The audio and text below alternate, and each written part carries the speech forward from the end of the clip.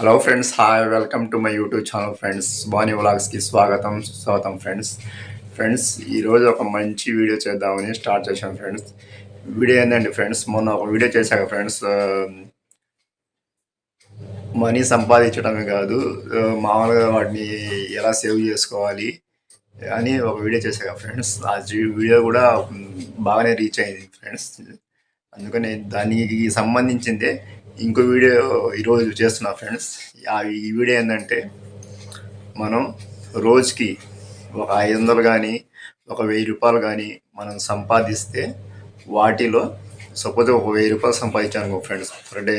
పేదవారు కానీ middle class వాళ్ళు కానీ ఎవరైనా సరే ఒక రోజుకి ఒక 1000 రూపాయలు సంపాదిస్తే, వాటిలో ఎంత సేవ్ చేయాలి, ఎంత ఖర్చు పెట్టుకోవాలి అనే టాపిక్ మీద ఈరోజు నేను ఒక వీడియో చేస్తున్నా ఫ్రెండ్స్.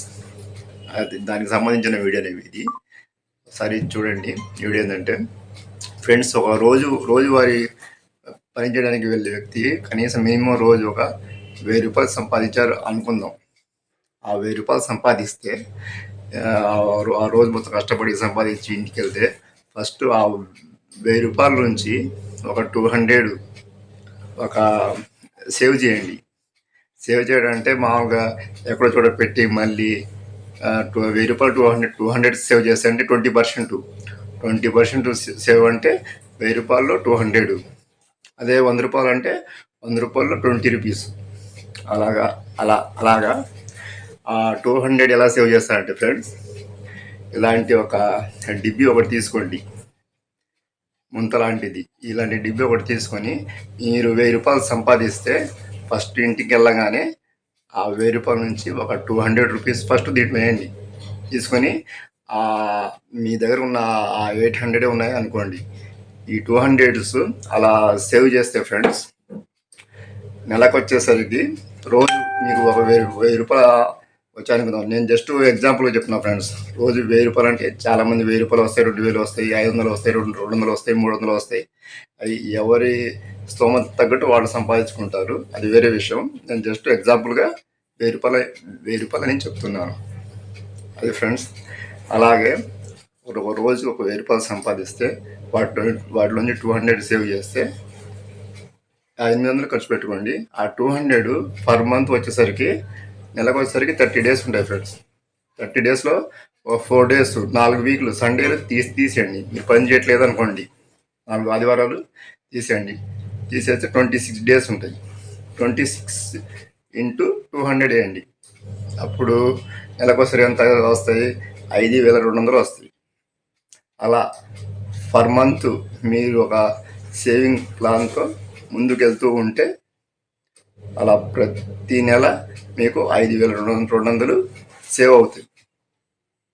అలా సేవ్ చేసుకుంటూ ప్రతి నెల అలా చేసుకుంటూ వెళ్తే సంవత్సరానికి ఎంత అవుతాయంటే ఫ్రెండ్స్, 5200 ఇంటూ 12 వేయండి. 12 60,200 అవుతాయి 1 ఇయర్ వచ్చేసరికి. అదే ఫ్రెండ్స్, చూశారుగా.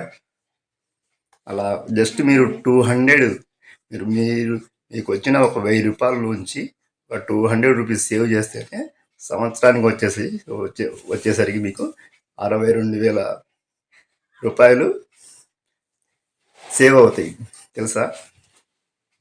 ఇలా ప్లాన్ చేసుకోండి. సేవింగ్ అనేది ఇలా ప్లాన్ చేసుకోండి ఫ్రెండ్స్. చాలా సూపర్గా ఉంటాయి.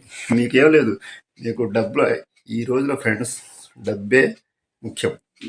అన్నిటికీ మూలం డబ్బే.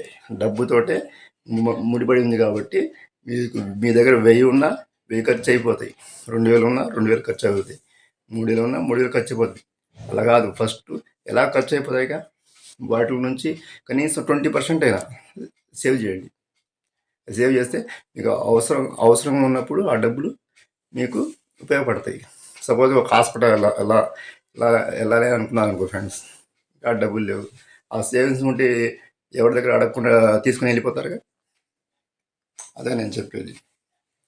కాబట్టి ఇదే ఫ్రెండ్స్ వీడియో. సోది లేకుండా చెప్పాను.